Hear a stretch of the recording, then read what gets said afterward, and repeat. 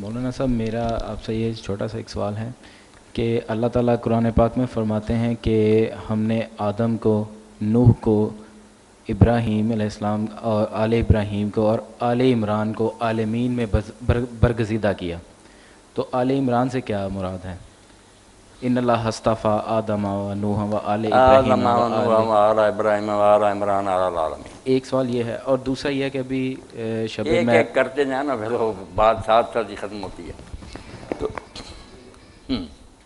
یہ سوال میرے بھائی نے جو کیا، اس کے پس پشت یہ بات ہے کہ ہمارے یہ شیعہ دوست جو ہیں نا، ان میں یہ بات پھیل گئی ہے کہ حضرت ابو طالب جو تھے نا رسول اللہ کے چچا اور علی علیہ السلام کے والد، ان کا نام عمران تھا. اس لیے یہ ورکشاپوں کے نام بھی عمران پر رکھتے ہیں. مگر یہ بات میں بلا جھجک کہوں گا کہ شیعہ علماء جو چوٹی کے انہوں نے خود تردید کی ہے کہ یہ بالکل غلط بات ہے. ان کا نام عمران نہیں تھا.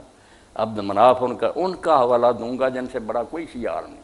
آپ کتابیں دیکھیں، ان ذاکروں کو چھوڑیں، کوئی آل عمران نہیں تھے. عبد مناف تھے، ابو طالب تھے، سب سے بڑے بیٹے کا نام طالب تھا اس کے نام پر. اس لیے آل عمران جو ہے نا کہ حضرت ابو طالب کی اولاد کا ذکر، یہ بالکل بناوٹی بات ہے. خود شیعہ کتابوں کی روشنی میں بھی من گھڑت ہے، جعلی بات ہے. یہ آل عمران وہی ہے جس کا آگے پھر ذکر آ جاتا ہے، اس کا حالت امرات عمران، کہ عمران کی بیوی نے کہا کہ اللہ مجھے بیٹا دے گا تو مسیح کی. اس کا ذکر تو آ گیا کہ وہ عمران کون ہے جس کا یہ بیان حضرت مریم کے والد سارا ساتھ ہی بچہ اس بالکل اسی کے ساتھ ہے کہ وہ آل عمران کون ہے.